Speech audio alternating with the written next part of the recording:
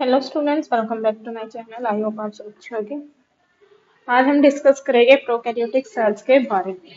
जो prokaryotic cells होते हैं इनको हम प्रिमिटिव सेल्स भी बोलते हैं और ये सिंपल सेल होते हैं। इनके पास ट्रू न्यूक्लियस नहीं होता, इसी वजह से इनको हम प्रोकैरियोटिक सेल्स बोलते हैं। और इनके पास ना ही कोई मेम्ब्रेन बाउंड ऑर्गेनेल्स होती है। इनकी जो कैरेक्टरिस्टिक्स होती है वो फर्स्ट ऑफ ऑल क्या है, ये साइज में स्मॉल होते हैं। मतलब इनका जो साइज होता है 1 से 10 माइक्रोमीटर तक होता है।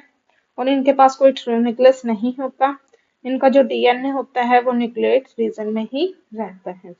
नो मेम्ब्रेन बाउंड ऑर्गेनेल्स, इनके अंदर ना तो माइटोकॉन्ड्रिया होता है, ना ही गोल्गी एपर्चर्स होते हैं, ना ही एंडोप्लाज्मिक रेटिकुलम होते हैं, ना ही कोई क्लोरोप्लास्ट प्रेजेंट होते हैं। ये सब एब्सेंट होते हैं। जो सेल वॉल होती है, जो प्रोकैरियोटिक सेल्स की होती है, वो किससे मिलकर बनी होती है? पेप्टिडो ग्लाइकोजन से मिलकर बनी होती है। इनमें जो राइबोसोम होते हैं वो 70S के होते हैं। और ये जो है रिप्रोड्यूस करते हैं मेनली बाइनरी फिजन की हेल्प से रिप्रोड्यूस करते हैं। और ये ज्यादातर क्या होते हैं? यूनिसेलुलर होते हैं। एग्जाम्पल है जैसे प्रोकैरियोटिक सेल्स का, वो है बैक्टीरिया, साइनोबैक्टीरिया और आर्की बैक्टीरिया। साइनोबैक्टीरिया को हम ब्लू ग्रीन एल्गी के नाम से भी जानते हैं। हम इनका जो स्ट्रक्चर होता है थोड़ा देख लेते हैं इस पे। इनके पास सबसे पहले क्या होती है? एक आउटर कवरिंग होती है जिसको हम बोलते हैं कैप्सूल। कैप्सूल के बाद होता है सेल वॉल। सेल वॉल के बाद होता है फिर प्लाज्मा मेम्ब्रेन। ये अभी मेम्ब्रेन ही है, ये आउटर स्ट्रक्चर होता है, आउटर मेम्ब्रेन। ये फिर उससे नीचे, ये फिर उससे नीचे होती है। ठीक है। फिर प्लाज्मा मेम्ब्रेन के बाद आता है हमारा साइटोप्लाज्म। साइटोप्लाज्म क्या होता है? बेसिकली ये जेली लाइक सब्सटेंस होता है जो पूरे सेल में क्या होता है? फिल होता है। फिर इसमें क्या प्रेजेंट होते हैं? राइबोसोम्स प्रेजेंट होते हैं जो कि 70S सब यूनिट के होते हैं। और जो इनका डीएनए होता है वो न्यूक्लियोइड रीजन में प्रेजेंट होता है। और इनके पास कुछ small finger like structure present होते हैं जिनको हम पीली बोलते हैं। और ये किस में हेल्प करते हैं? अटैचमेंट में हेल्प करते हैं और मूवमेंट में भी हेल्प करते हैं। ऐसे ही जो फ्लैजिलियम होते हैं वो भी क्या होते हैं? हेयर लाइक स्ट्रक्चर्स प्रेजेंट होते हैं जो कि ये मूवमेंट में हेल्प करते हैं, एक जगह से दूसरी जगह सेल को जाने में हेल्प करते हैं फ्लैजिलियम। नेक्स्ट आता है यूकैरियोटिक सेल्स। यूकैरियोटिक सेल्स जो होते हैं ये थोड़े से कॉम्प्लेक्स सेल होते हैं। इनके पास ट्रू न्यूक्लियस होता है और इनके पास जो न्यूक्लियस होता है उनके अंदर क्या होती है? न्यूक्लियर मेम्ब्रेन होती है। और इनके पास क्या होते हैं? मेम्ब्रेन बाउंड ऑर्गेनेल्स प्रेजेंट होते हैं। ये जनरली लार्ज होते हैं, साइज में 10 से 100 माइक्रोमीटर तक होते हैं। और इनके पास जो है ट्रू न्यूक्लियस प्रेजेंट होता है। थर्ड है इनके पास जो मेम्ब्रेन बाउंड ऑर्गेनेल्स प्रेजेंट होती है, जैसे माइटोकॉन्ड्रिया भी प्रेजेंट होएगा इसमें, एंडोप्लाज्मिक रेटिकुलम भी प्रेजेंट होएगी, गोल्गी एपर्चर्स भी प्रेजेंट होएंगे, लाइसोसोम्स भी प्रेजेंट होते हैं। और जो क्लोरोप्लास्ट होते हैं वो प्लांट सेल में प्रेजेंट होते हैं।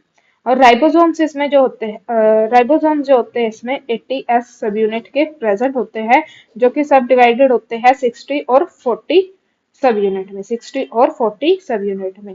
और फिर इसके बाद आता है जो सेल डिवीजन होती है, इसमें ज्यादातर वो माइटोसिस और म्यूसिस की वजह से होती है। और ये यूनिसेलुलर भी हो सकते हैं और मल्टी सेलुलर भी हो सकते हैं। जैसे यूकैरियोटिक सेल्स का एग्जांपल है plant cell, animal cell, fungi और प्रोटिस्टा। प्रोटिस्टा में हमारे अमीबा और पेरिमीशियम भी आते हैं। अब मैं यहाँ पे आपको स्ट्रक्चर बता देती हूँ। फर्स्ट ऑफ ऑल जो आउटर मेम्ब्रेन होती है ये क्या होती है? प्लाज्मा मेम्ब्रेन होती है। अगर प्लांट सेल होएगा तो इसके बाहर भी एक और मेम्ब्रेन प्रेजेंट होती है जिसको हम सेल वॉल बोलते हैं, जो कि हार्ड होती है और रिजिड होती है। और उससे इनर फिर प्रेजेंट होएगी प्लाज्मा मेम्ब्रेन। प्लाज्मा मेम्ब्रेन के बाद जो सेल के अंदर फ्लूइड फील्ड होता है उसको हम बोलते हैं साइटोप्लाज्म। और सेंटर में जो पार्ट प्रेजेंट होता है उसको हम बोलते हैं न्यूक्लियस। न्यूक्लियस के भी सेंटर में जो रीजन होता है उसको हम न्यूक्लियस बोलते हैं। और न्यूक्लियस के अराउंड जो मेम्ब्रेन प्रेजेंट होती है उसको हम बोलते हैं न्यूक्लियर मेम्ब्रेन।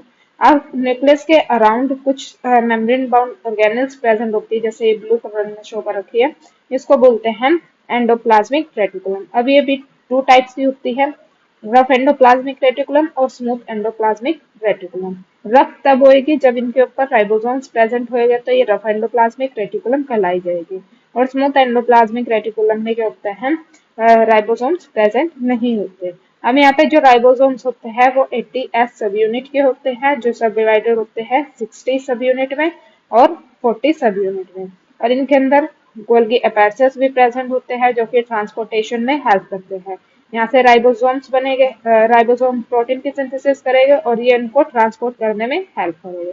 फिर आता है माइटोकॉन्ड्रिया। माइटोकॉन्ड्रिया क्या होता है? सेल को जो भी एनर्जी चाहिए होती है वो माइटोकॉन्ड्रिया प्रोवाइड करता है।